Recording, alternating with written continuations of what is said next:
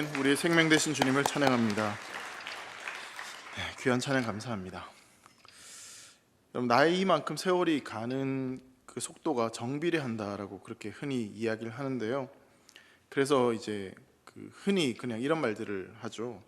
30대는 시속 30km 세월이 가고, 40대는 시속 40km로 가고, 50대는 50km로 가고, 60대는 60km로 가고, 그 뒤에는 말 안 해도 이제 아마 하실 것 같으니까 그렇게 너무 빨리 시간이 흘러가는 것 같아서 이렇게 말을 하는 것 같습니다.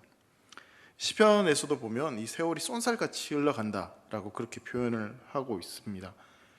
올 한 해 2022년도도 한번 이렇게 돌아보니까 여러분 벌써 11월이 되었어요.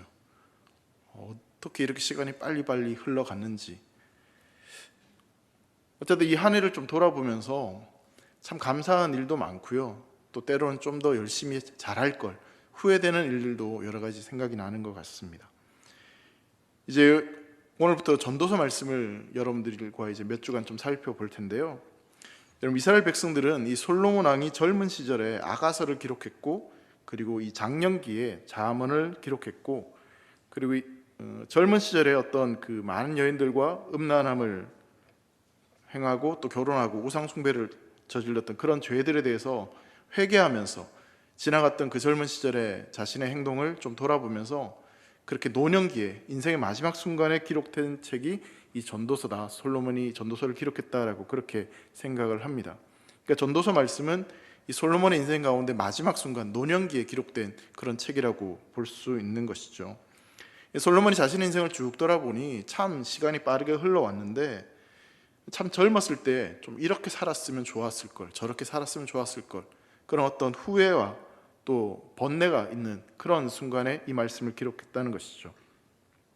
지나왔던 시간을 쭉 한번 돌아보니까 너무나 헛된 것을 추구하며 살아갔던 자신의 인생을 좀 돌아보게 되면서 그런 인생이 참 헛되다, 내가 진짜 무엇을 쫓고 어떤 것을 위해 살아갔는지 자신의 인생에 있어서 어떤 후회하는 마음으로 참회할 것 같은 심정으로 이 말씀을 기록했다고 볼 수 있는 것입니다. 여러분, 지금까지 살아오시면서 혹시 후회되는 일들이 있으십니까? 지난 과거를 돌아보면서 만약 여러분들이 후회되는 것이 있다면 무엇을 가장 크게 후회하고 계십니까? 학생 시절에 좀 더 공부를 열심히 해서 좋은 대학에 갈 걸, 아니면 어떤 직장을 택할 때 이 직장이 아니라 다른 직장을 택했어야 되는데 그런 후회를 하십니까? 아니면 내가 이 남자가 아니라 딴 남자로 살았어야 되는데, 아마 그런 후회는 아무도 하지 않으실 거라고 믿습니다. 아니면 내가 몇 년 전에 저 우성 아파트를 꼭 샀었어야 되는데, 저기다 내가 좀 투자를 했었어야 되는데, 그런 후회를 혹시 하고 계시지는 않습니까? 누구나 예외 없이 자신의 인생을 좀 돌아보면서 후회하는 일들이 몇 가지는 분명히 있을 것 같습니다.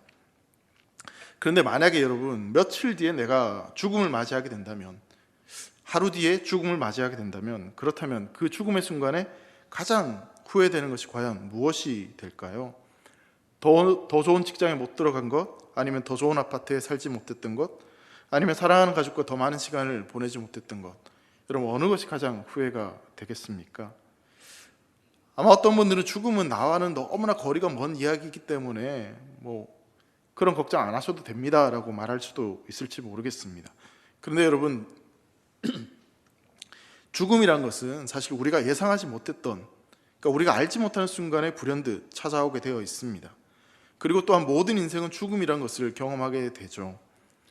여러분, 오늘 말씀을 통해서 우리의 삶에 있어서 분명한 한계가 있고 죽음이 있는 우리 인생 가운데 정말 우리가 후회 없는 삶을 살아가기 위해서 어떻게 살아가야 될 것인지에 대해서 이 전도서 말씀을 통해서 좀 여러분들과 살펴보려고 합니다. 오늘 본문 말씀이 전도서는 사실 많은 사람들에게 좀 오해받는 그런 성경입니다. 여러분, 전도서 하면 가장 먼저 무엇이 생각나십니까? 아마 전도서 하면 가장 먼저 생각나는 구절은 오늘 우리가 읽었던 본문에 나오는 표현인 이 헛되고 헛되니 모든 것이 헛되다, 이 말씀이 아마 가장 먼저 떠오르실 것 같아요. 근데 여러분, 하나님을 안 믿는 사람은 그 인생이 정말 헛되다라고 말을 할 수 있는 것 같아요. 근데 하나님을 믿는 우리가 우리 인생 가운데 우리 인생은 헛된 인생이야 이렇게 말하는 것이 과연 옳은 것일까? 여러분 한번 생각해 보시죠.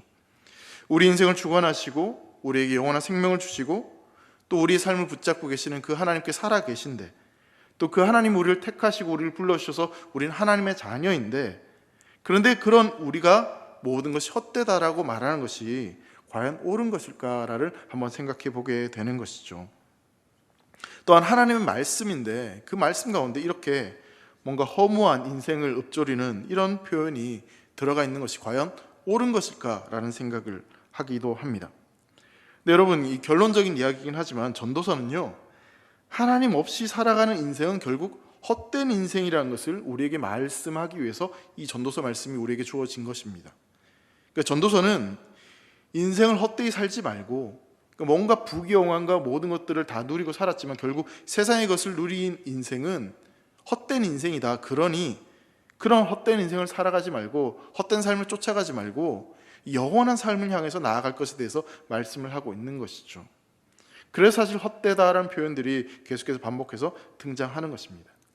먼저 전도서가 어떤 책인지를 좀 한번 생각해 보려고 하는데요. 여러분, 전도서는 크게 세 부분으로 나누어서 살펴볼 수 있습니다. 전도서는 총 12장으로 되어 있습니다.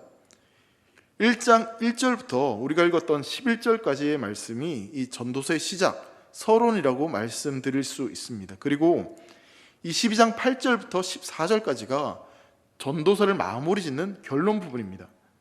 그러니까 그 사이에 있는 1장 12절부터 12장 7절까지가 전도서의 몸통, 이 본론이다라고 말씀드릴 수 있는 것이죠.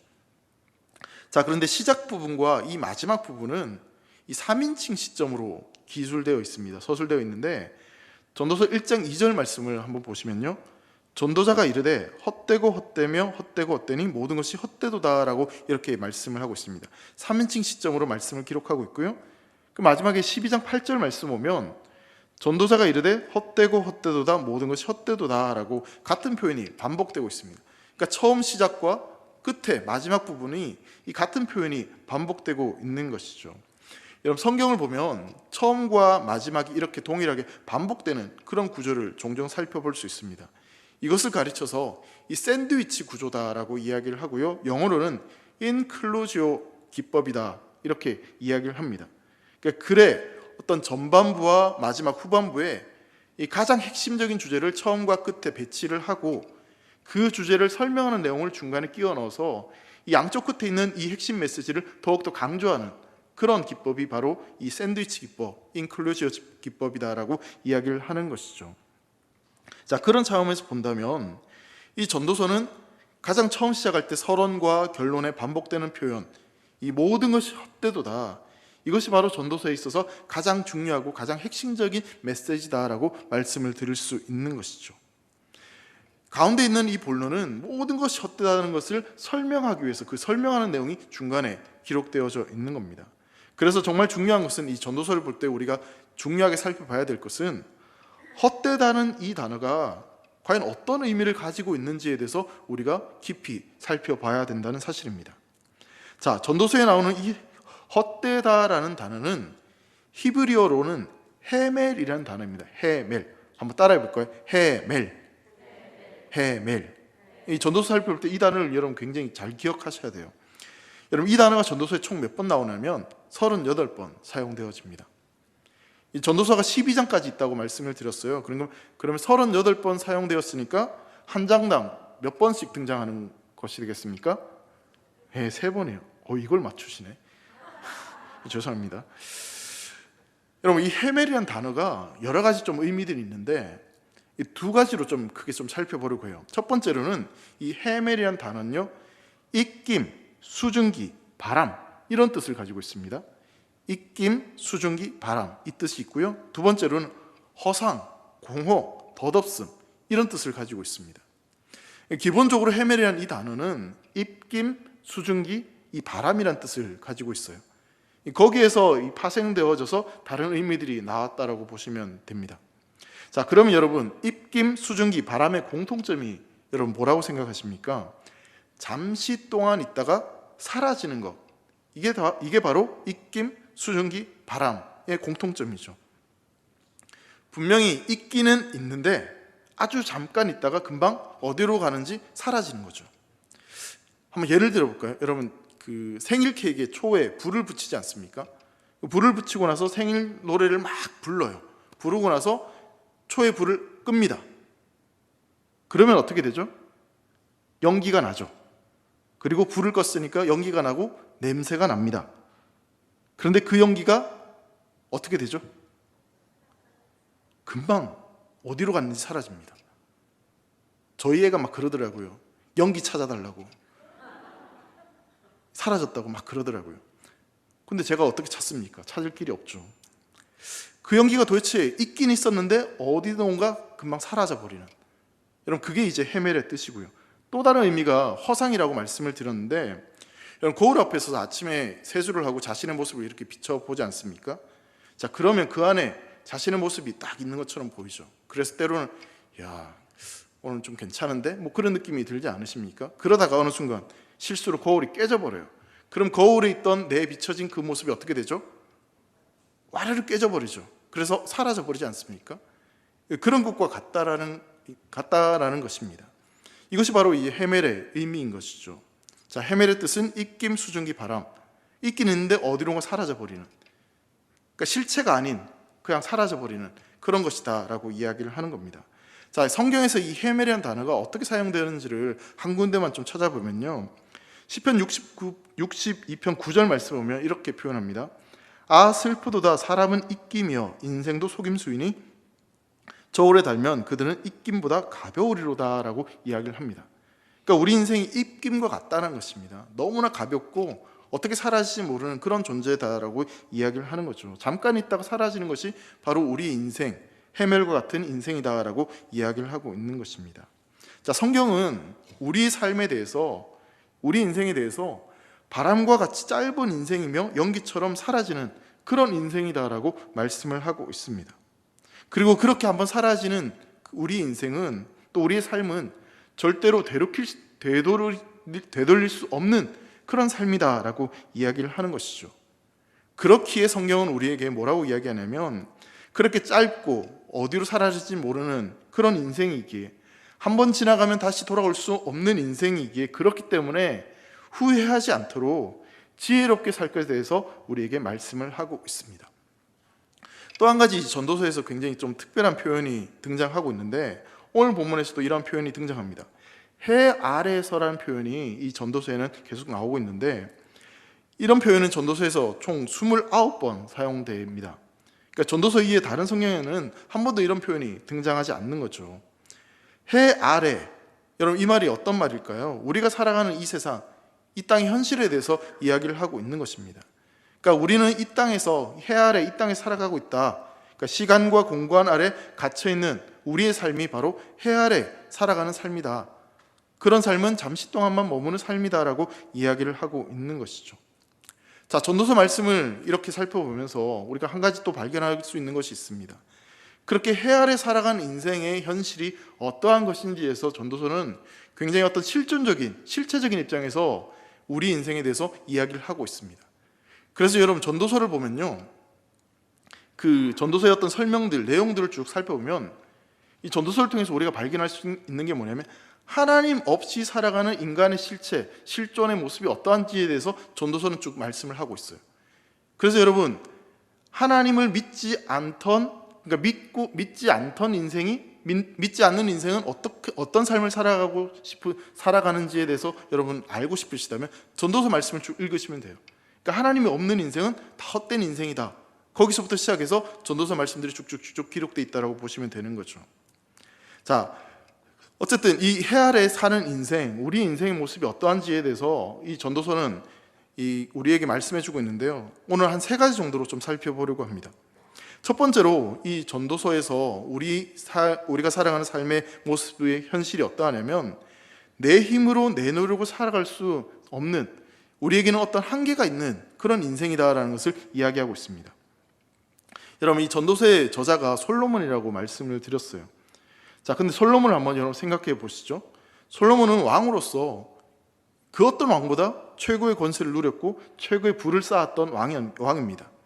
최고의 권력을 가지고 있었고 그 누구보다 지혜로운 왕입니다. 그리고 쾌락도 누렸습니다. 모든 지식에서도 통달했고요. 소위 말해서 자신이 가질 수 있는 모든 것들을 다 가진 그런 왕이었습니다. 누릴 수 있는 것, 마음만 먹으면 다 할 수 있는 그런 왕이었죠. 자, 그런 솔로몬도 이 자신의 인생의 한계를 발견하게 되는 겁니다. 자신이 도달할 수 없는, 자신의 힘으로 어떻게 할 수 없는 그 한계, 내 힘으로 내 노력을 할 수 없는 그 한계에 대해서 발견하게 되고 그것을 이야기하고 있는 거죠. 솔로몬은 지식을 쌓을 수 있는 대로 쌓았습니다. 그런데 자신이 뛰어넘을 수 없는 그 인생의 한계가 있다는 것을 발견하게 됩니다. 부와 권력에도 그것으로도 어떻게 할 수 없는 인생의 한계가 있다는 것을 깨닫게 되죠. 그럼 그 한계가 무엇이겠습니까? 바로 죽음입니다. 아무리 더 살고 싶어도, 아무리 뭘 더 하고 싶어도 죽음이 오면 더 이상 뭘 할 수가 없는 겁니다. 더 이루고 싶어도, 더 뭔가를 만들고 싶어도 하나님께서 그어놓으신 그 죽음의 한계, 그 순간에 어떻게 인간이 할 수 없다는 것을 솔로몬이 깨닫게 되는 것이죠. 또한 그 죽음이 언제 다가올지, 언제 찾아올지도 알 수가 없습니다. 내일이 그날이 될 수도 있고, 5년 뒤가 그날이 될 수도 있고, 10년 뒤가 그날이 될 수도 있고, 자신의 인생이 어떻게 될지, 죽음이 언제 찾아올지 알 수가 없는 거죠. 모든 사람이 죽습니다. 모든 사람이 그것은 동일합니다. 죽음에는 차별이 없는 거죠. 성공한 사람도 죽고 실패한 사람도 죽습니다. 시편 125편에 보면 이 솔로몬의 시가 딱 두 편에, 시편 150편 중에 이 솔로몬의 시편이 두 편이 있습니다. 그 중에 하나가 이제 127편인데요. 127편 1절과 2절에 보면 이렇게 말씀을 하고 있습니다. 여호와께서 집을 세우지 아니하시면 세우는 자의 수고가 헛되며 여호와께서 성을 지키지 아니하시면 파수꾼의 깨어 있음이 헛되도다. 너희가 일찍 일어나고 늦게 누우며 수고의 떡을 먹음이 헛되도다. 그러므로 여호와께서 그의 사랑하신 자에게 잠을 주시는도다. 이 파수꾼이 성을 지키듯이 우리 인생은 참 열심히 그렇게 최선을 다해서 살아갑니다. 늦은 시까지 일을 하기도 하고요, 잠을 자지 못할 정도로 그렇게 열심히 인생을 살아갑니다. 근데 솔로몬이 이렇게 표현을 하죠. 여호와께서 집을 세우지 아니하시면, 여호와께서 생명을 주시지 아니하시면 그 모든 것이 다 헛된 수고일 뿐이다라고 이야기를 하고 있는 것입니다. 이 전도서에서 우리 인생의 그 현실이 첫 번째 뭐라고 이야기하냐면 죽음이라는 한계가 있다. 내 힘과 내 노력으로 어떻게 할 수 없는 그 한계가 우리 인생 가운데 있다는 것을 분명히 이야기하고 있는 것이죠. 자, 두 번째로 이 전도서에서 우리 인생의 현실이 어떠한지에 대해서 이렇게 이야기를 하고 있습니다. 우리 인생은 참 고달프고 피곤한 인생이다라고 이야기를 합니다.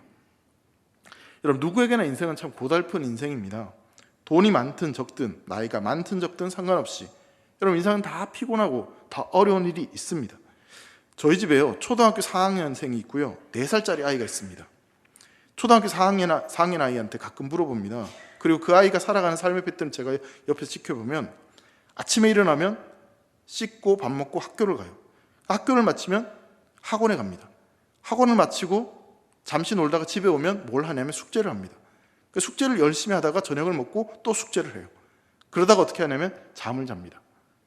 아이의 이런 모습을 보면서 참 피곤한 인생이다라는 느낌이 들 때가 있어요. 어떻게 저렇게 매일매일 살아가지? 라는 생각이 들기도 하지만 근데 계속 그렇게 살라고 이야기를 해요. 참 이게 웃기는 이야기죠. 아이한테 잘 물어보진 않았어요. 너 참 피곤하니? 진짜 피곤하다 그러면 제 마음이 흔들릴 것 같아서 물어보진 않았지만 근데 옆에서 어쨌든 지켜보는 건 참 피곤하다라는 느낌이 듭니다.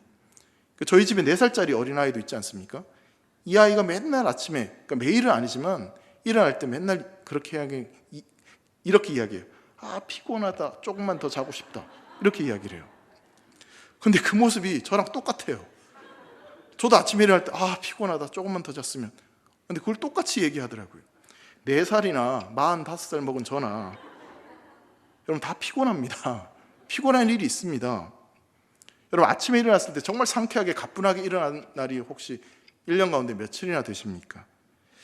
사실 피곤하고 힘들고 어려운 시간들이 우리의 인생 가운데 다 있습니다. 그래서 여러분, 전도서 1장 8절 말씀 보시면요, 모든 만물이 피곤하다는 것을 사람이 말로 다 할 수는 없나니 눈은 보아도 족함이 없고 귀는 들어도 가득 차지 아니하도다. 이 모든 만물이 다 피곤하다라고 그렇게 전도서에 말씀하고 있는 거죠. 이 땅에 살아가고 있는 우리 인생의 고달픔이 바로 이렇게 표현을 하고 있는 것입니다. 인생의 무거움, 현실의 무거움을 지고 우리 모두가 살아가고 있는 것이죠. 믿는 자나 믿지 않는 자나 그 인생의 고달픔이 있기는 다 마찬가지인 것 같습니다. 이 현실 세계에 우리가 발을 딛고 살아가는 그 모든 인생들은 이런 고달프고 피곤하고 힘든 일상들이 우리에게 있다는 것이죠. 물론 지금 우리가 살아가는 이 시대를 생각해 보면 과거에 비하면 지금이 훨씬 더 풍족한 시대를 우린 살아가고 있습니다. 우리의 어른 성도님들이 살아가셨던 그 세상과 지금 우리의 자녀들이 살아가는 세상을 좀 비교해 보면 절대로 비교 대상이 되지 않죠. 요즘 아이들에게 이 쌀이 없어서 밥을 굶은 시절이 있었다라고 이야기하면 아이들이 뭐라고 이야기하냐면 쌀이 없으면 라면 끓여 먹으면 되지, 뭐 이렇게 이야기를 해요. 정말 그 못 먹고 못 입었던 시절이 있었다는 것에 대해서 감히 상상을 못하고 있는 것이죠. 저도 자라면서 사실 밥을 굶은 적은 한 번도 없었던 것 같아요. 안 먹어서 혼난 적은 있었지만, 너무 먹는다고 사실 혼난 적은 있었지만, 사실 밥을 굶어서 그렇게 힘들었던 적은 없었던 것 같아요. 여러분, 우리의 고민은 이런 고민이지 않습니까? 너무 많이 먹어서 어떻게 다이어트를 하지?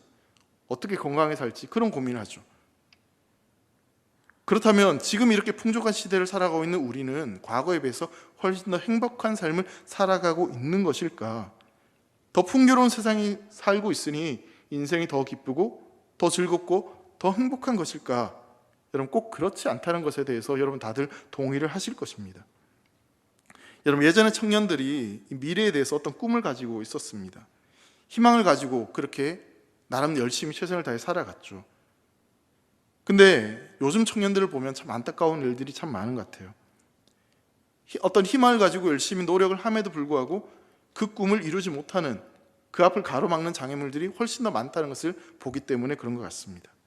과거보다 현실의 벽이 훨씬 더 높아졌기 때문인 거죠. 물질적으로 훨씬 더 잘 먹고 잘 사는 그런 시대가 되었지만 여전히 우리가 사는 이 땅에서는 어쩌면 과거보다 더 힘들고 더 고달픈 인생들이 계속 이어지고 있다는 것을 우리는 살펴보게 되는 것입니다. 역사는 반복된다라고 이야기를 하죠.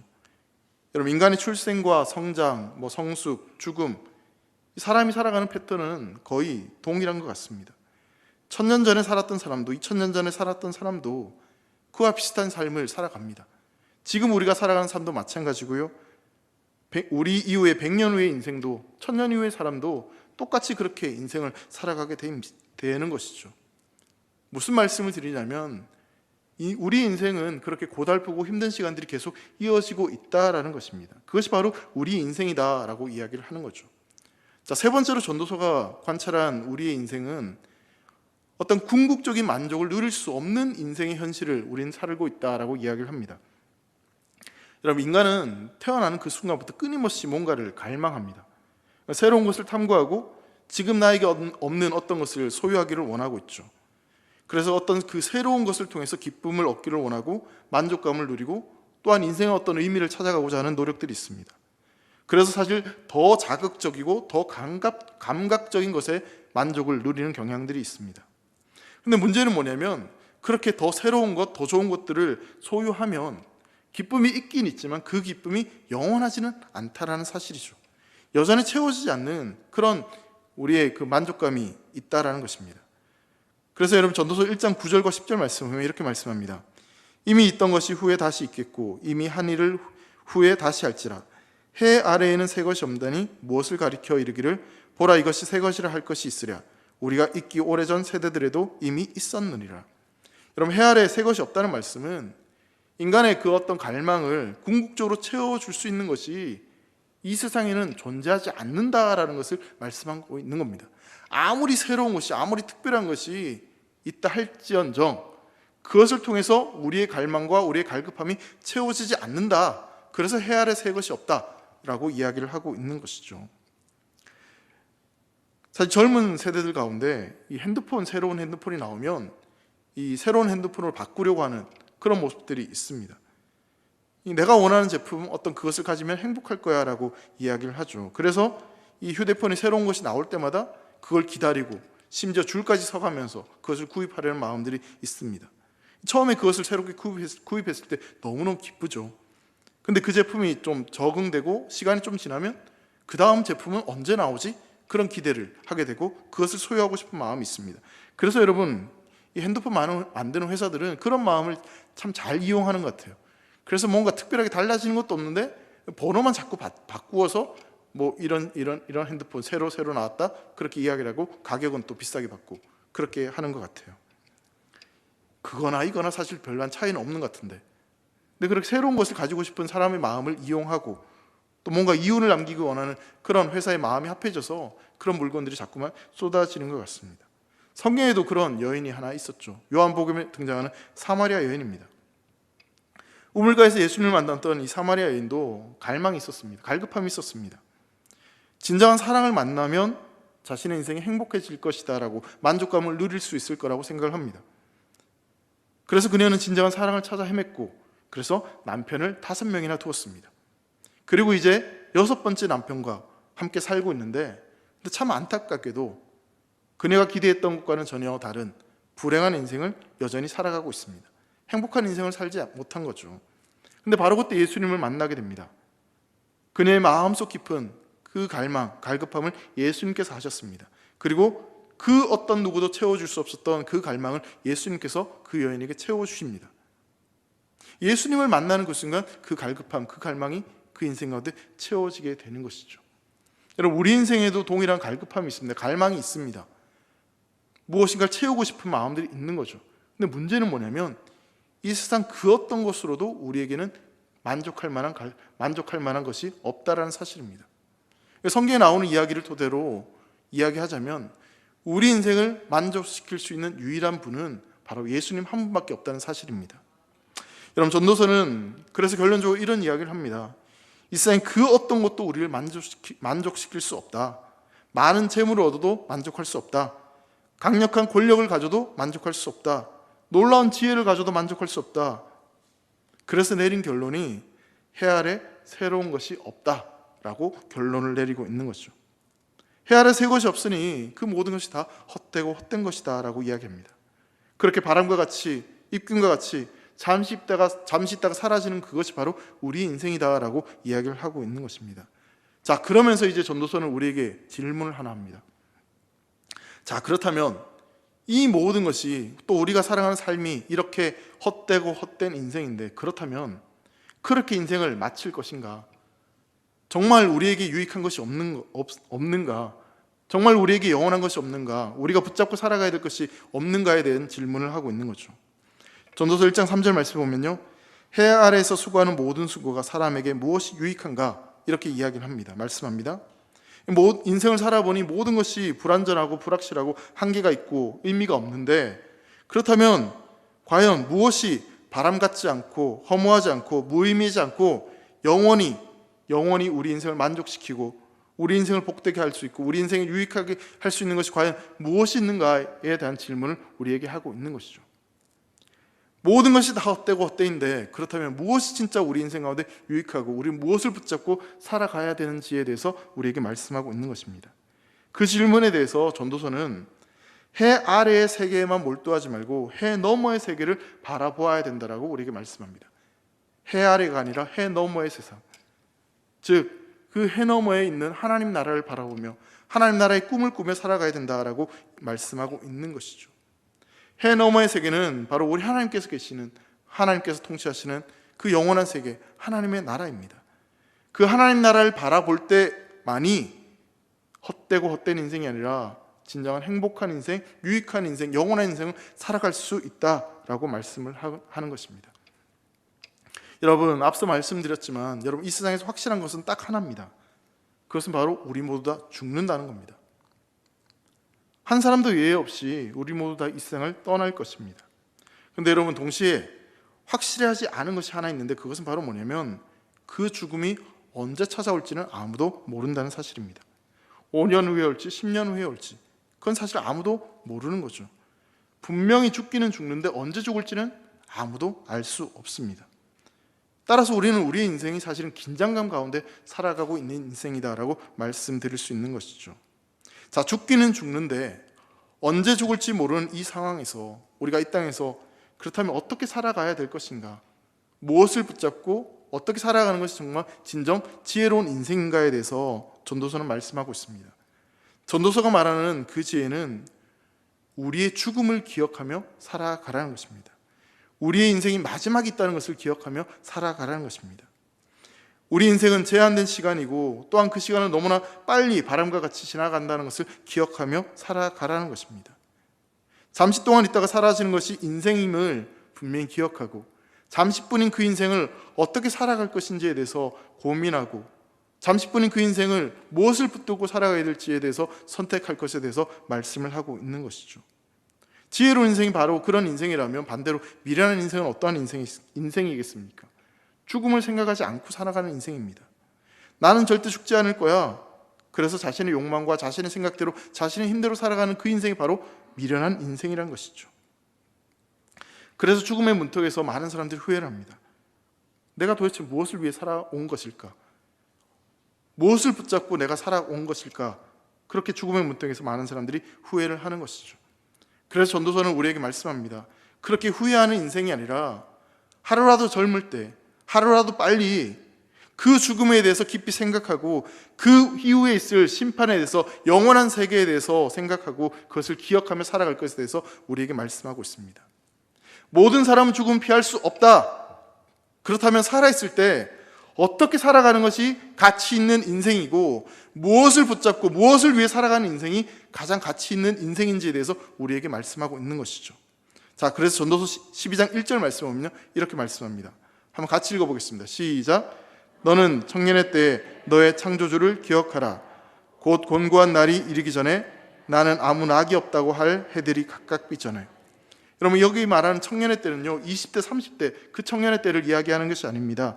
하루라도 젊을 때, 하루라도 빨리, 지금 당장 죽음이 가까이 오기 전에 너의 창조주 하나님을 기억하고 그 창조주 하나님을 위해서 살아갈 것에 대해서 우리에게 말씀하고 있는 겁니다. 그 창조주 하나님께서 우리의 마지막을 지켜보실 심판주이시기 때문에 그 하나님 앞에 설 그 심판대를 기억하며 하루라도 빨리, 하루라도 젊었을 때 너의 창조주를 기억하고 그 창조주의 말씀에 따라 순종하는 삶을 살아갈 것에 대해서 우리에게 권면하고 있는 것이죠. 여러분, 헬라 제국을 건설한 알렉산더 대왕이 있습니다. 이 사람이 참 대단한 게 21살에 왕이 된 이후에 그 이후에 계속해서 세계를 정복하고 세계를 주름잡았던 그런 위대한 왕입니다. 근데 그가 이제 왕자로 있었을 때 이 알렉산더 대왕을 가르쳤던 가정교사가 누구였냐면 아리스토텔레스라는 철학자였어요. 이 당시에 알렉산더와 이 아리스토텔레스가 이 나누었던 대화 중에 이런 대화가 남아 있다고 합니다. 자, 왕자께서는 왕이 되면 나중에 무슨 일을 하고 싶으십니까? 이에 대해서 알렉산더 대왕이 나는 그리스를 통일하겠습니다. 다시 묻습니다. 그 외에는 그렇다면 무슨 일을 하시겠습니까? 나는 소아시아를 정복하겠습니다. 그럼 그 뒤에는 또 무엇을 하고 싶으십니까? 팔레스타인과 이집트를 나는 점령할 겁니다. 그럼 그 뒤에는 무엇을 하고 싶으십니까? 페르시아와 인도까지 나는 손에 넣겠습니다. 그럼 인도 점령이 끝이 나면 그렇다면 무엇을 하고 싶으십니까? 그럼 그때쯤 아마 나는 죽을 겁니다. 그래서 아리스토텔레스가 이렇게 이야기합니다. 아니, 그렇게 멀리 돌아서 죽을 것 같으면 지금 죽는 거나 별반 차이가 없지 않습니까? 라고 이야기를 했다고 해요. 그 뒤에 알렉산더는 이제 왕이 되어서 13년 동안 그렇게 세계를 정복하다가 33살에 열병에 걸려서 죽고 말았습니다. 그가 어릴 때 꿈꿨던 것처럼 수많은 나라를 정복했고 그 후 그는 더 이상 나는 정복할 땅이 없다 그렇게 큰 소리를 쳤지만 결국 33살에 죽었어요. 그가 죽게 된 원인에 대해서 말라리아라고 이야기합니다. 말라리아, 열병 때문에 죽었어요. 근데 이 말라리아는요 모기로 인해 전염되는 질병입니다. 여러분, 한번 생각해 보세요.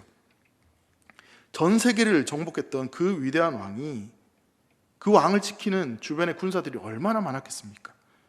그리고 몸에 좋다는 온갖 음식을 얼마나 많이 먹었겠습니까? 그런데 그를 지키던 그 어떤 것들도, 몸에 좋다는 그 어떤 음식도 이 모기 한 마리를 막을 수가 없었어요.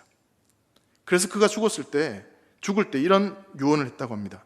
내가 죽거든 관의 양옆으로 구멍을 내어 나의 빈손을 밖으로 드러내도록 해라. 이런 유언을 남겼다고요. 아무리 많이 가졌어도 인생은 결국 빈손으로 간다는 것을, 그래서 사람들에게 인생의 허무함을 알리고 싶었던 것이 아닐까 생각해 봅니다. 여러분, 소년시절 아리스토텔레스가 해주었던 말처럼 그는 그렇게 실컷 돌아다니다가 전쟁하다가 싸움하다가 많은 땅을 소유하다가 결국 그렇게 많은 것을 누렸음에도 불구하고 빈손으로 죽음을 맞이했습니다. 그가 죽자 어떻게 되었습니까? 그가 정복했던 그 나라들은 뿔뿔이 다 갈라졌고 그 나라는 지금 존재하지 않습니다.